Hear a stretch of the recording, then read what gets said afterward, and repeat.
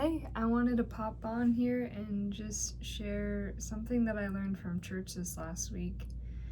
And it was burning in my heart, and I couldn't not think about it. So I'm like, I should share this with some people. Maybe you'll find this as helpful as me.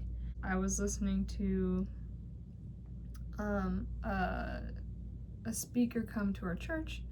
Her name is Trisha if you've heard of her. If not, she's amazing speaker. She went back to the story of Joshua and Moses. And when Moses died, God went to Joshua and said, Moses is dead. Go and take the Israelites to the promised land. And God didn't come up to Joshua and was like, do you need a moment? Like, I know Moses just died. He was your leader. We can just take it easy for a couple weeks, maybe a month. Just get readjusted a little bit. No, he literally goes, Moses is dead. Let's go to the promised land. Not staying in the hurt, but continuing to go on, because there's ministry to do. So then she brought up the story of David and how David sinned with Bathsheba. Bathsheba had a child. God said that this child was going to die because of the sin, and he mourned. He, meaning David, mourned for his child, didn't eat, and was like crying and fasting before the Lord. And when David learned that his child had died about a week later or so, he cleaned himself off, he put on good clothes, and he ate. And then everyone around him was like, why are you eating right now? Like, we could not get you to eat for a week. David said something along the effect of, God did what he saw was fit. So he turned, he changed, he didn't stay in mourning. He, after the child had died, said, like, can I bring this child back to life? No. But I believe I'll be with him again one day with God. So I'm going to live my life, which is crazy. Crazy. Like, literally a child died. And he's like, let's go. Like, let's live life. And not that he didn't mourn. He literally did. But his perspective was just so beautiful. And then there's Elijah.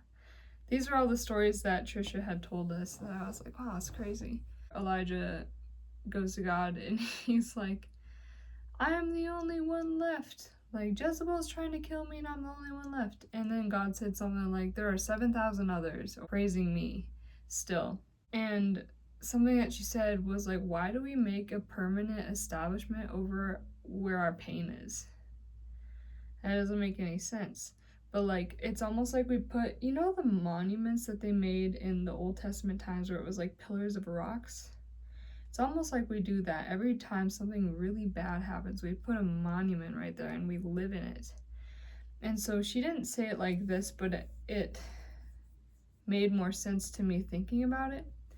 But we don't make a home in our hurt. If we were to make our home in our hurt, we would never move on. And that's the whole thing, is God's like, let's move on, let's go. Like, I have more for you, but if you stay here, you're not going to see it. I think I want to share a song with you guys. I wasn't planning on sharing a song, but I want to share an original that I wrote called Step by Step. It talks about what I literally just said. This is not how I thought life would be. Am I crazy for thinking I could dream? If my 8-year-old self saw where life would lead, would she be disappointed in me? Is music my calling, or is it just calling me? Let's pack our things and go. Let's hit that open road. There's no time left to waste. There's no reason we should wait. I know you've been crawling through depression. I'm asking you to start walking, take it step by step. We'll make it out of here.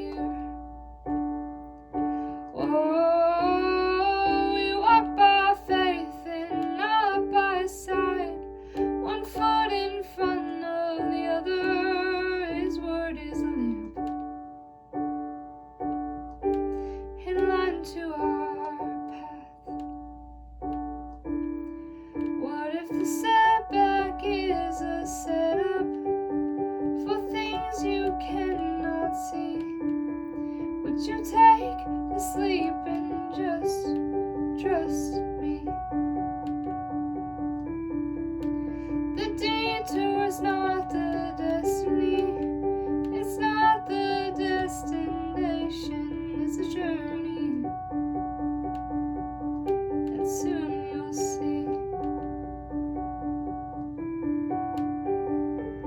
I died for you, not for what you can do.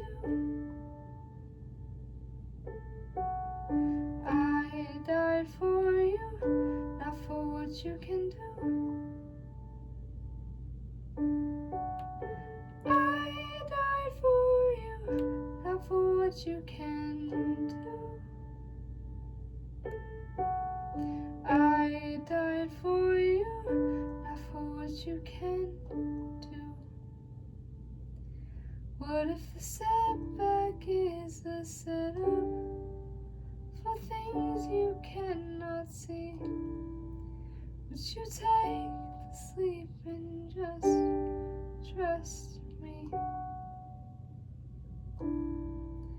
The detour is not the destiny. It's not the destination. It's a journey. And soon you'll